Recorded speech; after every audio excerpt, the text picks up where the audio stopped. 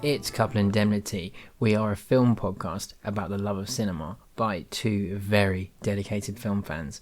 I'm Hal, and as ever this week I'm joined by Izzy. Hi everyone. Well, last night was one of those special events where we went to a film screening, and it wasn't just any old film. This was a centenary event with some special guests for The Gold Rush, our first Charlie Chaplin movie. It's very exciting. When you say that we are two very dedicated film fans, we really very much are. The fact that we went all the way to London to watch, what was it, hour 40 silent film? Yeah.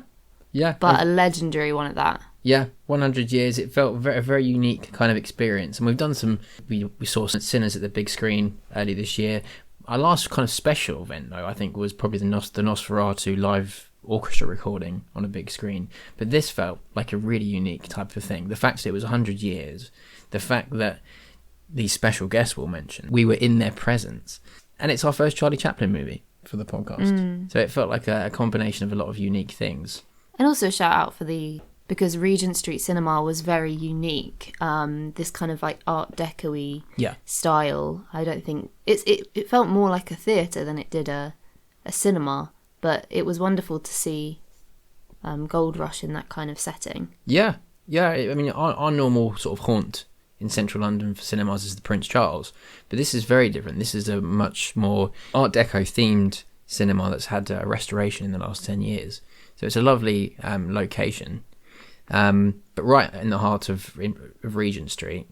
So the event was hosted with a brief introduction by Paul Merton, the comedian of the 80s and 90s, who spent a lot of recent years doing a lot of work, documentary work for the history of comedy. So he did a brief introduction at the start and then hosted a Q&A after with Spencer Chaplin, the grandson of Charlie.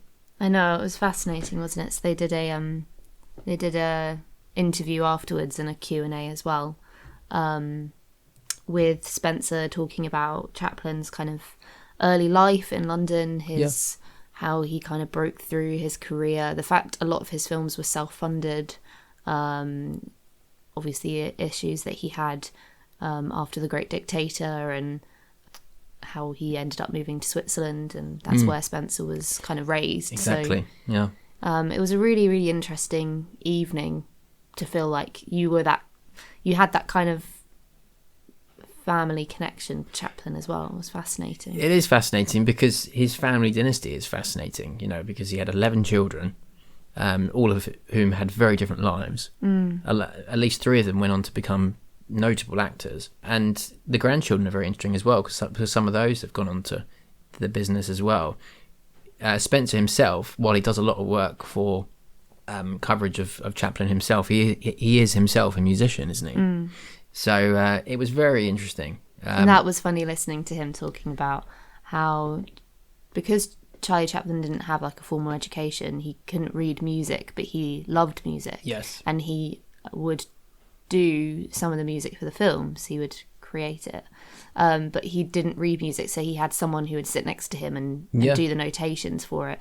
But Spencer said 99% of it was utter crap. And then he would come up with a really lovely melody, and then that would be what stuck. I think a lot of those comedians who dabbled in music were self-taught as well. Yeah. Like the Marx Brothers. Just by ear. Yeah, just by ear and just being on the music halls, really.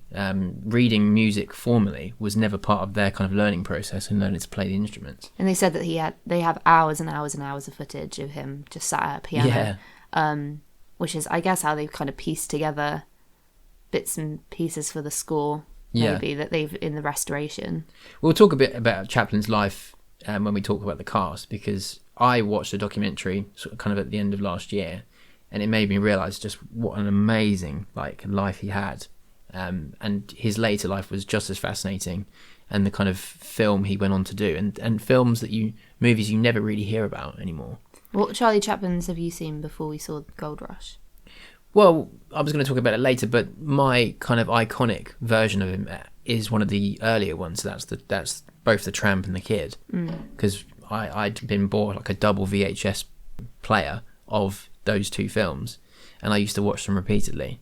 But I think City Lights is probably only the third or fourth movie I've ever watched of Chaplin. Yeah. So whilst I'm very familiar with him, I haven't actually watched many No. Chaplin films, which I've always been ashamed about. You've introduced me to Buster Keaton. He's a new one on me as well. We did The General before. And they talked about that last night as well, didn't they? The kind of, not rivalry, because they had a lot of respect for one another, but the... yeah. I guess you can call it a healthy work rivalry. But they respected each other hugely. It's the inevitable comparisons, isn't it? Because they're the same era, they're roughly the same age. One's American, one's British, but the Brit went on to form his whole career in America. It's the Mozart Salieri. Yeah, it is very similar, and both completely stuck in the physical realm of comedy. Yeah. In the silent world. But their kind of evolution into the sound world was both very different, which I think is where they kind of diversify in the legacy of their careers. But I think we'll make a lot of comparisons between the two, and it's not ignorant to do so. I think it's just inevitable, because they're just two hugely unforgettable figures of early cinema, not just comedy. So your history of Chaplin, have you watched him much in your film degree? Yeah, we did watch it. We did watch Charlie Chaplin. This sounds terrible. I can't really remember if it was The Kid or The Tramp. I've only seen one of them and I'm not sure which one it was. And then I've seen obviously clips of like City Lights, and I've seen clips of The Great Dictator. Yeah. But shockingly few, to be honest, because I think we had to divide our time on that module between Buster Keaton as well, and I think we did some clips of Harold Lloyd. So it was like a fleeting maybe week or two. Yeah. So yeah, and we did like a history of Hollywood unit as well, that I believe some of those clips would have appeared in. Right, so we haven't actually got a trailer this week, so we'll get straight into it. So The Gold Rush, released in 1925, starring and directed by the one and only Charlie Chaplin. The synopsis is, while on a gold hunting mission to Alaska, a rogue is hit by a storm and seeks refuge in a hut where he meets a fugitive and a gold seeker. However, after reaching the town, he falls for a girl. So, very different setting to The Kid and the Tramp. This is a far more elaborate film, and we should say that this is a good hour and a half silent movie, as we mentioned. Yeah, it's quite a long one, isn't it? So it's probably his longest one in his career, I think, up to this point, to my knowledge. And I think, again, it was interesting. We'll keep flicking into the interview, I guess, as we're talking, because they talked about how studio execs had said to Charlie Chaplin that it would be impossible to create a comedy longer than an hour. You can't have people laughing for an hour. Yeah, so in terms of plot and what actually occurs during this film, we think that some of these things may have been used to kind of extend the storyline a bit and fill it. He understood, Charlie understood that in order to make the film last an hour plus, you couldn't have constant laughs. You had to vary the emotions. And they talked about this story with him when he was in London, seeing some butchers chasing some lambs that had escaped outside of the shop, and how he found it hilarious and then very sad when they managed to catch them and take them back into the slaughterhouse. So he was a kind of master at this balancing act between humour and then the kind of the darker side of life as well. But for me, that's why the Kid is a masterpiece. I mean, because The Kid is a short film, but it manages to worm in some unforgettable comedy sequences, but with some hugely moving moments in the film. So he really does master that kind of pathos. And so obviously through this film, we do get this kind of romantic storyline that comes in halfway through with Georgia Hale's character. So we're obviously set in Alaska during the Klondike Gold Rush at the end of the 19th century. Mm-hmm.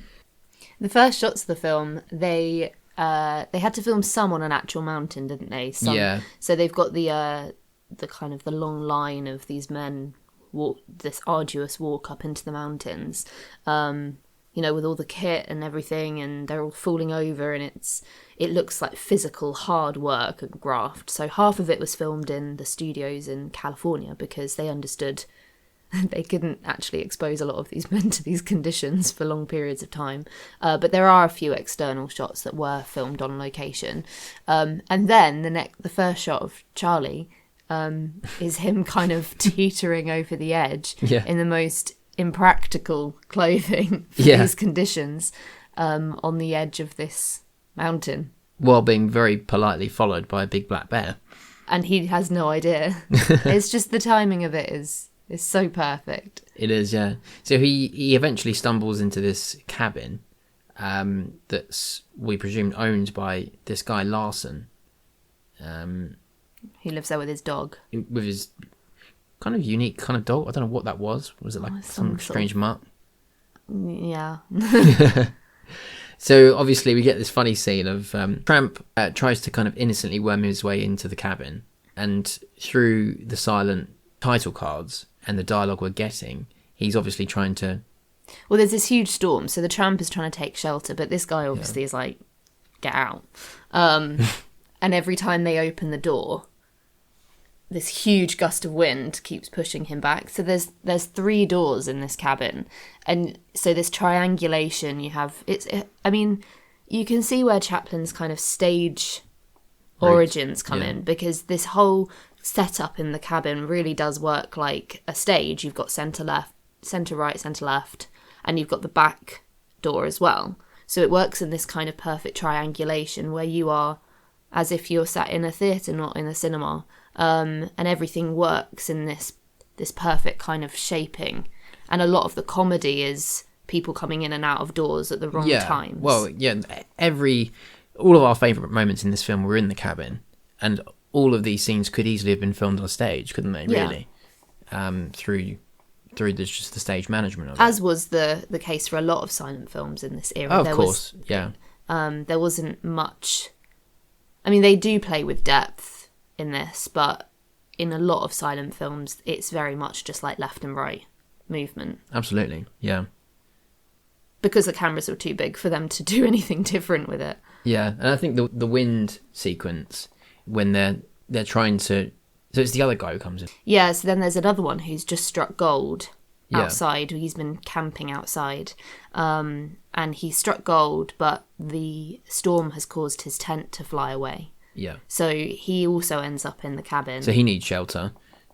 So they're both trying to just come in and get shelter. So this guy Larson's trying to throw both of them out. And that makes way for this wonderful sequence with them opening the door and each of one of the other ones getting thrown aside by the wind. Mm. And then out the other door, because when the other door opens, then they get all blown out. So it's really very funny, and then it leads into the kind of gun struggle sequence as well. Yeah, and the gun struggle sequence I think is probably the most I've heard you laugh probably during any film. Do you think? I think so. I think I heard you were in tears at the time. I mean, I have heard you laugh like a belly full of laughter in some movies, but probably that's up there. I'd say that's the most I've heard you laugh in a film screening, like during any cinema screening. Yes, although I did also find like American Psycho very funny in places. Yeah. Yeah, very different to this.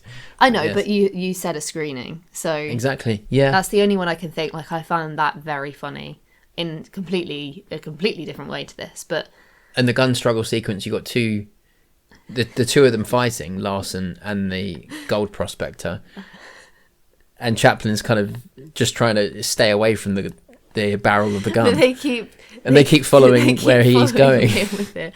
But also the dog is just hiding under the bench at the back. Oh, it's just what it's gold, comedy gold, isn't it? What Charlie Chaplin does so well is masters carnage. Yeah. In a way that you're following every single moment. It's never confusing or overpowering. It's just perfectly timed and executed and staged. And it's his expressions really it's the expressions, yeah, and how quickly his body is moving while he's trying to avoid the barrel of the gun. And for this whole sequence, which is so naturally funny, and then you don't need any sound at all. No, when it eventually goes off, he's like patting himself to check he's not been shot. I know.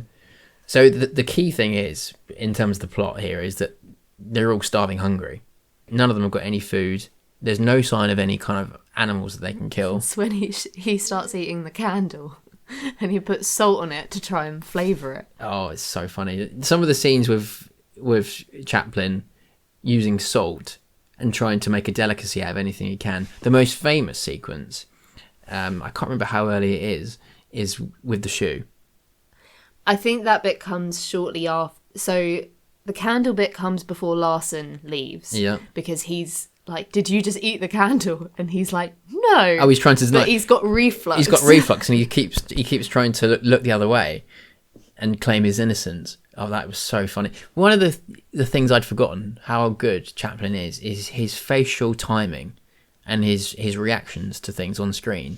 And it's obviously necessary because it's silent, but my word, it is just a masterful use of like facial timing and his eye movement. And dramatic irony as well, because as the audience, we know he's just eaten the candle and he's trying to play it off that he hasn't. And actually, we saw dramatic irony used at the beginning with the bear as well. Like, we always seem to know more than he does. And whereas in a lot of comedy films, you feel like they know more than you do.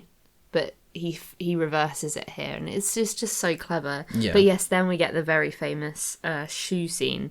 So Larson draws the short straw and has to go out and find more food. Yep. And takes the dog, and we never see the dog again, so rip. But the other two are left behind to try and fend for themselves, but they are slowly dying of hunger. And so Charlie roasts his shoe in the fire, and then although he creates like a soup out of it, he puts it in a pot of hot water. That's it. It's a big pot, isn't it? And boils it, and then they tuck in. But it's so funny the way they still, you know, they've got their napkins and they've got plates out, a knife and fork. And at first he cuts it into two and gives the prospector, who's a big guy, by the way, like he's clearly starving, hungry, and needs more than probably Chaplin does, but he gives the prospector the sole with all the nails in it. That's what hammers the sole together. And then of course the prospector swaps them round, so Chaplin's left with the sole, and the prospector's going to eat the bulk of the actual shoe and the leather of it. It's remarkable. And what Chaplin does with those nails is imitate how he kind of anyone would eat spaghetti. Oh, that's with the lace. He wraps it round the fork. But with the nails, it's like he's almost deboning a fish or something like that. The way he's like, oh, it's so good. It's one of the best scenes. It's not my favourite, but it's one of the most famous ones. And it was made out of licorice, wasn't it? Yeah. The shoe. Yeah, and apparently they had to do so many takes, which is a notorious other running theme with Chaplin films, was that he was a perfectionist and they just had to keep doing take after take, and these scenes would take days. Naturally, they got very ill from eating too much licorice, particularly Max Swain playing the prospector. Yeah. So it's one of the most famous scenes from the Gold Rush that's talked about. And that then leads into, because things are escalating by that point, they are starving hungry. And this is when the prospector starts to... Oh, yes. Hallucinate. He's going mad. So... And actually, it was very, again, the use of kind of dry humour here was so funny, because he goes, so we're getting these shots of Charlie dressed up as a chicken. Well, we'll also need to commend, like, what an innovative visionary Chaplin was for doing this. I mean, how much have you seen kind of visual effects used in movies before this point? It's not really used in a chicken costume. Well, he's transforming, going back and forward from himself to the chicken costume on screen in the same shot. Yeah, the kind of fading in and out of it. No, it's very clever. It's the use of double exposure, like layering the film over. Nice, yeah. Okay, there's my technical. That's about as much technical knowledge as I can get. You can tell someone's been to film school. Oh, shush. So, you distracted me now. But the reactions of the prospector... No, but my favourite bit is very early on in that scene where he starts laughing and he goes, "Oh, I just thought you were a chicken. And Charlie's like laughing, Oh, then that has is this moment brilliant. of like This nervous, shit, grabs the knife. This nervous sort of paranoia on his face when he's like hiding all the weapons in the cabin, and then hides the knife under the takes the mattress. gun outside and hides it under the snow. But then about 5 seconds later has to run out and unearth it to fend for himself. Brilliant. Absolutely brilliant. And then it's the return of that triangulation again, because then the kind of another chase scene starts up. Yeah, this was one of my favourite kind of sequences in the film, I think. Yeah, and it goes like chicken or no chicken. His friend looked tasty or something like that is the title card. So then they eventually fall asleep. Although obviously Charlie doesn't sleep because he's terrified he's going to be murdered in his sleep. The chase scene starts again, and then to add into the carnage and the chaos, the bear comes back. Yes, it does. And where Charlie had been like yanking on the leg of the prospector, he's suddenly like clinging to the leg of the bear. And then they obviously have a guy dressed up in a bear suit at one point when it goes onto its hind legs and starts running as well. Oh, yeah. It's just carnage. But I thought it looked very subtle, that bear. It wasn't. Only when it went. It wasn't pantomime. It was definitely real when it was on all fours. But it goes onto its hind legs at one point. It's definitely a costume. Yeah. And they shoot the bear, and that's what kind of gives them some food for a little bit longer. Yeah, we'll keep them going for a bit longer. Yeah. So the next, and I'd say this is probably about the halfway point in the film. They both leave the cabin, while the prospector is continuing his hunt for the gold, while Chaplin moves on to the town, doesn't he, in Alaska? Mm-hmm. So in the town, our first kind of major scene that's worth talking about is at the dance hall, where we kind of get a very innocent introduction to this girl, Georgia, who is a local girl who is the obvious source of attention for some of the local businessmen. Well, one in particular who seems to have quite a lot of influence and sway in the local community. I think his name's Jack, and he pesters her all the time for a dance and things like that. She only kind of signals to Chaplin to dance with him just so she can get away from Jack, which is a very kind of obvious meeting point. I think it's clear in terms of her characterisation that she's a bit of a party girl. Yeah. She doesn't want to be necessarily pinned down by this man. She has lots of friends. She wants to keep her options open, we can say. Yes. Yeah. And also I think she's a bit selfish. I think that's quite clear as well. And a bit kind of short-sighted, I'd say. And when she starts dancing with Chaplin, and we clearly see him being instantly infatuated by her, we can already tell it's fairly obvious that she won't give him a second thought. Mm. But he obviously falls head over heels in love with her and has picked up this discarded picture of her on the floor and clearly is kind of infatuated with her from the beginning. Yeah. And then there's this one bit where her and her friends kind of run. He ends up in somebody else's cabin because, that's the bit where he feigns illness or death outside of this man's cabin. Oh, that was so funny. And that leads into the tea sequence. That was so funny. So he's walking along. I assume he's on his way back to his own cabin. No, he doesn't have one. He doesn't have, which is why he stages this. Yeah. So he spots this guy in his own cabin, and he can see he's preparing some food for breakfast, and it looks like some sort of broth or something, but it looks warm and it looks nourishing to him. So he decides the most believable way he can get some breakfast from this guy is to feign dead and kind of do this kind of fake rigor mortis act. Yeah. And like leave his body completely straight and rigid on the snow outside, and eventually he'll come out to his attention and bring him in. Uh-huh. But you get this kind of slightly fast-forwarded sequences of this guy in his own cabin realising he's out there, bringing him in, trying to shake him and wake him up, and trying to stand him up and get some life back into his blood. But how Chaplin feigns that is absolutely wonderful again. And he sits him down at the table. This was, I think, the bit you laughed at the most. I think so. I think it very much reminded me of Norman Wisdom, actually. Yeah, the most. I can see I mean, that. I do get a lot of natural flashpoints to Norman, because Norman really is the kind of next generation of Chaplin's style of comedy with sound. But this, I just was in tears of laughter at. He sat down at the breakfast table.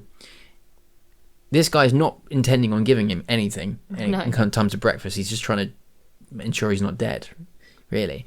And when he's not looking, Chaplin...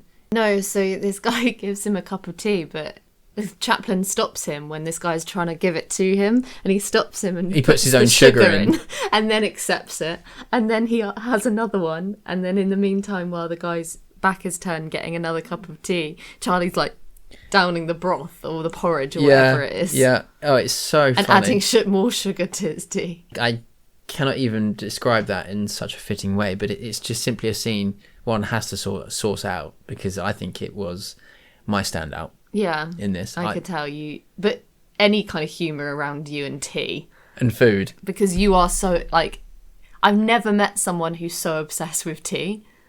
And that I knew when I was sat next to you that would tickle you. Yeah, I think for me it's an easy source of comedy. Absolutely. And this one really did tickle me. Absolutely. But wonderful. Not really that important to the plot, I'd say, this scene. But it was a very worthy incidental scene. So he ends up having to, like, house sit almost, this cabin, because the guy goes up into the mountain. That's right, yeah. He looks after it. Chaplin's clearly persuaded him in some way he'll look after it because this guy has got someone else coming to the cabin, and they've organised that they will go off together for this gold rush. And this guy has some sort of mule that he wants Charlie to look after, which we never see until, like, the most inopportune moment as it tries to come into the house. So funny. So Georgia and her friends are, I don't know, having a snowball fight or something outside, and end up coming across this cabin. And, you know, they're kind of teasing him, really, and they manage to wrangle an invitation for dinner. And they say, what about New Year's Eve? And then they run off laughing. And Chaplin is looking like it's Christmas to him. I mean, it's like all his dreams come true. But he's not really thinking about the fact that all the friends will be coming over as well, and then they're really just taking the mick. So and this is where that natural element of pathos and sympathy is coming towards the character again, because he's clearly, like, emotionally naive. Yeah, very naive and vulnerable, I think. So I think as an audience we kind of take pity on him. Yeah. So he ends up taking on these kind of odd jobs to try and make some money to make this party special, this dinner party special. So there's that great sequence with the snow shovel when he's just shoveling the snow to the next doorstep of the next shop, and then the next shop owner will get angry and pay him money to then shovel it onto the next shop. Very funny, very clever. And then he realises that he's done it to the jail and legs it. And then quickly walks off sheepishly. And then when New Year's Eve comes around, obviously we can probably see this coming, but he's obviously stood up and he's sat in his in the cabin with all the decorations. But then we get this. Presents. But then we get and this kind of emotionally involved myself. I for one minute I wasn't sure if this was an imaginary sequence or if this was really taking place. But we get Chaplin's kind of imaginary sequence of having them all over for dinner and the kind of fun and games they'd be playing, and the charm that he would have sitting next to her. And it goes on for a good 5 minutes, I would say, and we kind of get that bread roll kind of sequence where he's imitating, like, dancing bread rolls. Oh yeah. To her, and that's a famous clip as well, because the bread rolls are on forks, aren't they? So that's how he's kind of getting them to dance. Making them dance. But obviously, we go back and we realise that the girls are in reality at midnight on New Year's Eve. They're in the dance hall, and they've stood him up technically. So after the midnight celebrations with the New Year's Eve singing, I think the girls and Georgia are on their way home, and they remember that they'd promised to spend the evening with him, and they kind of happen to drop by, don't they? Yeah. And they find the cabin empty, but they obviously see the dinner table that's been prepared. And I don't know if we're kind of getting the impression by this point that she has any kind of iota of guilt But she does write him a note, I seem to remember, doesn't she? I think she sees a present that's been left for her on the table. And I think she does start to feel a bit guilty, so writes him a note kind of apologising. Yeah. But Charlie has kind of wandered off, and Jim, I think the guy who had been in the cabin with him, thinking he was a chicken earlier on in the film, who had found the gold, he finds him and drags him away in search of the original cabin. Yeah. Because he thinks he's found where the gold was, or at least that he can find where it was from the cabin. So they go to the cabin and they stay for the night, but overnight there's another storm and it blows the cabin half over a cliff. Yeah. It's like the Italian Job. It is, yeah, because you get this wonderful sequence where the storm had been while they were sleeping overnight, and they hadn't realised that the whole cabin had blown up over the cliff edge. So by the time that they wake up, they're totally ignorant to where the cabin is sitting. So you get this movement of when they're walking across the floorboards and it's teetering to one edge and the other. If two of them are on the right hand side of it, then it starts to go. But if there's one on either side, it's fine. Or two on the left-hand side, it's fine. But it takes them a while to kind of figure this out because they're still sleepy, which it kind of reminds me of that Norman Wisdom bit where he's coming down the stairs and crashing into everything and falling over because they haven't realised the problem yet because they're too tired. They almost think they're like hungover or something like that because they're like, oh, they're making all these... It's so funny, but I don't know if this has anything to do with the fact that Jim is a big guy. So obviously he has a much heavier weight. But this scene goes on for a good 5 or 6 minutes and it's very funny. And also because the windows are all iced up, so they can't see what's outside. Really, really funny. And the cabin is teetering and teetering over the edge and you see all the snow falling. Obviously there's like slapstick as well where he like opens the door and ends up like half almost falling out. Hanging out. But just gets dragged back in. So yeah, it's a very funny... very funny sequence. And this is really the kind of climax of the story, really, isn't it? And just before we move on, though, and I know I'm going back, we did miss another one of our favourite scenes, which is when he's dancing with Georgia for the first time in the dance hall. And his trousers, because he's lost so much weight, his trousers keep falling down. And he's like trying to hold it up with his cane. Or with his hand, and then eventually he's like, oh amazing, I found a bit of rope, so he pulls on this rope, ties it around his waist to hold his trousers up, and we can't see what the rope is attached to until it comes out from under the table because the rope is the other end, is a lead basically for this huge dog. And so when they're spinning around this dance hall dancing, they're just getting chased by this dog and they're like, why is this dog chasing us? And it's a big dog and Chaplin's getting dragged around on the floor by it because it sees the cat. And it just and he goes with it. Oh, that was really funny. Sorry, I knew that was one of my favourite sequences. And I think that was another scene that we were both in tears of laughter at. Anything with animals, to be honest, usually gets us. Yes, it was very funny. And so going back to this sort of climax with the cabin rocking dangerously on the cliff edge, Jim is the first one to actually get out from the other side, on the safe side, pulls Chaplin to safety, and that's it, isn't it? They found gold. Well, yeah, because luckily the house had blown to the exact site where the gold was. Yeah, so they find it and they're like, oh, we're millionaires. So then the next shot is a year later, and it's on a boat to go back to the US. Yeah, and a boat that Georgia also happens to be on, and Charlie kind of puts on.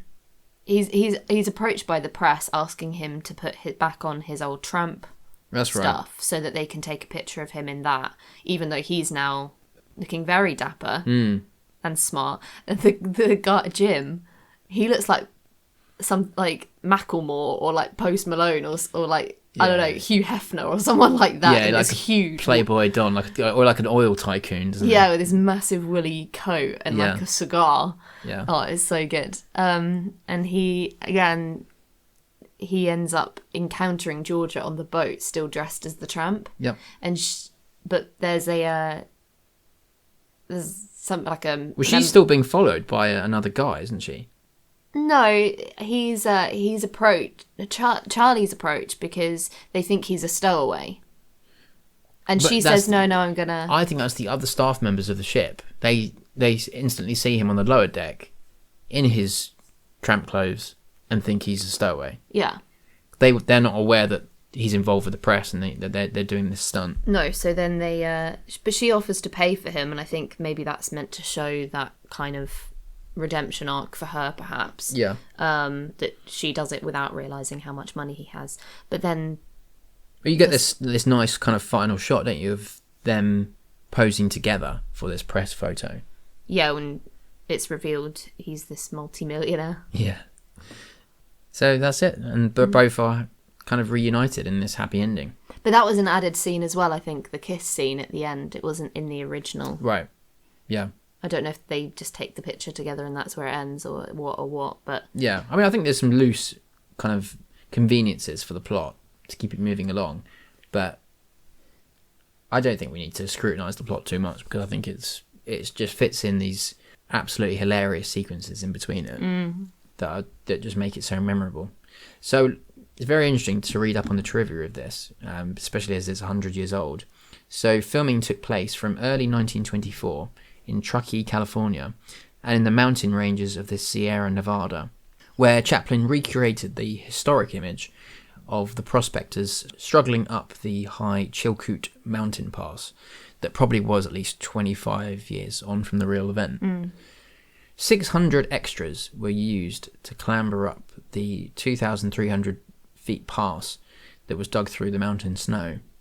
The rest of the film was shot on the backlot and stages at Chaplin's Hollywood studio, where Klondike sets had been constructed. Lita Gray, who Chaplin married the year before in 1924, she was originally cast as the leading lady, but she was pregnant at the time of that filming started, so she was replaced by Georgia Hale. The Gold Rush was the 5th highest grossing silent film in cinema history. It earned $4.25 million at the box office in 1926. And that's not a conversion rate to now, that's 4.25 in 100 years ago. Yeah. Chaplin proclaimed at the time of its release that this was the movie he wanted to be remembered for. So in terms of awards, most of the actual award ceremonies hadn't been started yet, really. They weren't a thing in 1925. But I don't know if we mentioned at the start that Chaplin actually re-released the film 17 years later in the Second World War in 1942. So as it was being re-released at the time, it was then nominated at the Oscars, which were very much a thing by then, and it was nominated in the categories for Best Sound Recording and Best Music. Because apparently the re-released version had a new musical score and a narration that Chaplin recorded, and obviously he cut quite a lot of scenes from the original, so it tightened it up by several minutes. In terms of general film history, I think it's worth talking about as well. So some of the all-round praise from high figures in cinema. Akira Kurosawa cited The Gold Rush as one of his favourite movies of all time. In the 2007 AFI 100 Movies ranking, The Gold Rush was ranked at number 58 in their all-time list. But in 2015, more recently, the BBC conducted their own all-time list of greatest American films, and The Gold Rush came in at 17. Let's talk about the cast. So obviously we have to start with one man, as the lone prospector, Charlie. Obviously a worldwide cinema icon. Yeah, and we're saying we're paying him his dues. He became one of the most important, not just comedians, but figures in movie history. So he was obviously born in poverty conditions in Victorian era South London. Very difficult upbringing and home life. If you read anything about his family, it was all very... The stuff with his mother was very tragic. Started off on stage very young and toured the music halls in London, really honing his act before he was spotted, I think, by a local film producer, which the company then took him over to America. I think it was called Fred Carno. And under that company, in the 1910s, probably when he was about 20, started making short films, and that tramp persona, I think, was developed in, I think it was 1917 or 1918, that was developed, and within a couple of years of short films, his popularity had risen dramatically, very quickly, and he was really considered a huge silent comedy star, and one of the biggest highest paid actors in the world. This allowed him to co-found United Artists, which are a production company that are still massive today. And United Artists really allowed him to have that full reign and control of his own movies. So he was able to start directing and being a producer almost in full-length feature films, which is where we enjoy his most cherished works, like the ones we're talking about. The Kid, this one, The Gold Rush, was, I think, 5 years after The Kid. City Lights in 1931 as the first kind of semi-sound film. Modern Times was like much further on. It was mid-30s when the world situation was looking very different. And then, of course, The Great Dictator in 1940. All of which I think we have to do for the podcast. I can't wait to do The Great Dictator. No, it's I've never seen it. No, I think we've both only seen like one scene from it, which is the famous speech. So it'll be great to actually do properly. But as I said, I think the second half of his life was very interesting, because after he left the US in the 40s, which he kind of had to do because he wasn't really wanted in America, I think, by the sort of beginning of the Cold War, because he was suspected of being a communist. They talked about it last night. He'd said something, didn't he? It was a speech. I don't know if it was when he was in Russia or what, but he said he started it by saying, "Hello, comrades." And they then were like suspicious of him being a communist, so he wasn't allowed back into the States, even though all of his assets and all of his money and everything was in the States. Because the McCarthy era had started in the late 40s, and there was a real initiative from the government to root out all of suspected communists within Hollywood. Yeah. Particularly not only the actors but the writers as well, because there were a lot of kind of left-wing intellectuals. So they told this story, didn't they? It was like family legend that I think it was Una, was that his third or fourth wife? Yeah. That she did go back to America, and that she took the money and she like sewed it into her coat in order to get it out of the States. Remarkable. I mean, it must have been so different. I mean, communication in those days was so difficult. So when they were on a ship and coming over to the US, they were told to go back home. And so he ended up living in hotels in London for a while, like the Savoy, and just kind of hotel hopping. And he eventually ended up in hotels in Europe and one in Switzerland. And he was told when he was living in Switzerland that there was a house for sale. He went and looked at it, and that became his home for the rest of his life. For the last 30 years of his life. life. That's right. It was about 30 years, yeah. And it's clear that all of that home footage is there in Switzerland, and it's now a famous museum where people almost do like a pilgrimage to there. Because Spencer had said that not much had really changed. Yeah, he said obviously it's got the museum kind of signage and everything, and the photos, but that the rooms themselves are largely unchanged from when he was growing up there. Yeah. By the time that he obviously moved to Switzerland, he did make, I think, 3 or 4 films for the rest of his life that look fascinating to me. I haven't seen any of them, and they have mixed reputations. But I think the subject matter will be very different as he's an older man. Monsieur Verdoux, Limelight, which sounds fascinating because it's about a comedian past his sell-by date, and A King in New York, which has got Sid James in it. So I'm naturally very excited by that one. Is Limelight the one that has Buster Keaton in it? Yes, I think he got Keaton involved with that movie, so that'll be fascinating to watch as well. And Chaplin lived till the age of 78, passing away in 1977. So, absolutely fascinating. And we probably should do the biopic as well, with Robert Downey Jr. and Geraldine Chaplin and Dan Aykroyd. It's a huge cast. It's got Anthony Hopkins in it, and Kevin Kline as well. Oh, we mentioned that, didn't we, when we were talking about Kevin Kline's career? Marissa Tomei. Yeah, very varied cast. And John Thor as well from Inspector Morse. Wow. I think we have to do that at one point. I'm waiting for you to choose that one. Based on the autobiography, my autobiography. So just a couple of notes about some of the other cast. So Max Swain as Big Jim. He was an American silent actor who had appeared in a lot of those Keystone Cop films that were silent comedies in the 1910s that I don't think Chaplin was in any of them, but he had worked for the same film company. Yeah, the Keystone. The Keystone, yeah. And they're very full on the slapstick front about a totally like incompetent and hopeless police force. Not sophisticated in any way like the Chaplin films that we'll cover. But I think he worked with them in the 1920s quite a lot on different movies. And also Georgia Hale is worth mentioning because she was obviously not planned to be involved with the cast, but she was a big star of the silent era. But her career kind of came to an end in the talkies in the early 30s because she moved into other things like real estate and Scientology as well, apparently. Oh. But she was in The Great Gatsby, probably the first one in 1926. Yeah. So that's interesting. And she did write a memoir about Charlie Chaplin called Charlie Chaplin Intimate Close-Ups. But that wasn't actually released until after her death in the 90s. So, all right. So what was your final rating out of 5?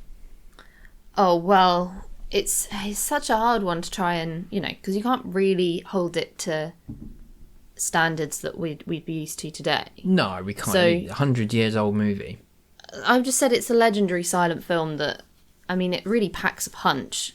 It's very clever, it's very dry, and of course it's filled with like Chaplin's wonderful physical humour that's just so meticulous and just flawless, really. I love the scenes in the cabin, the windy chase scene, the gun struggle, the chicken hallucinations, and the cabin on the edge. But I also love that dog scene in the dance hall as well. And I just thought, generally it was a wonderful experience last night to hear from his grandson and Paul Merton and all of their knowledge about Chaplin and the history of it all. So it was fascinating. I do find the middle bit of the film with Georgia, I know why it's there, but I feel like padding a bit. It did feel like padding a little bit to me. Yeah. Perhaps also because it was a Friday night and I was tired, and I was like, this isn't as easy to watch as all of the comedy bits. Yeah. But I gave it 4.5. Yeah, well, I think I'm going to go the same as you. 4.5 for me. I think it's very close to being a masterpiece. In all right, it is a masterpiece because it's 100 years on and it's still having film screenings. So it certainly stood the test of time. I think it's a remarkable achievement. I think the best way to judge it for me, as a big fan of comedy, is on a first-time watch, how much the comedy really hit me and made me laugh on a pure first-time physical level. And it certainly did that. I was roaring with laughter and tears at some moments. I don't think overall it's as outstanding an achievement of cinema as possibly The General is by Keaton, because that is just almost hard to believe what they did with that.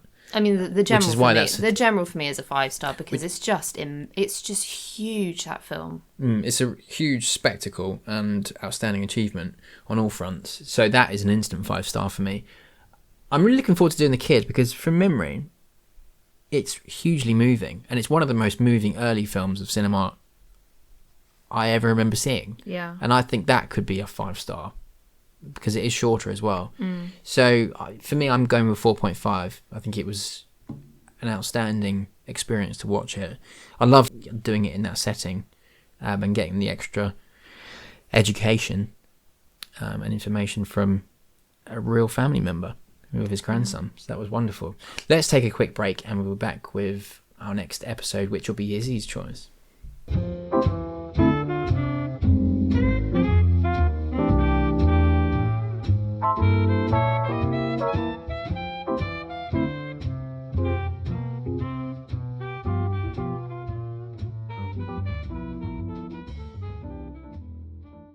Right, it's for our next episode. I'll be intrigued to see what you go with because we've certainly done a real range of eras. We've gone from doing a 2018 film with The Wild Rose to have gone back to do a silent from 100 years ago.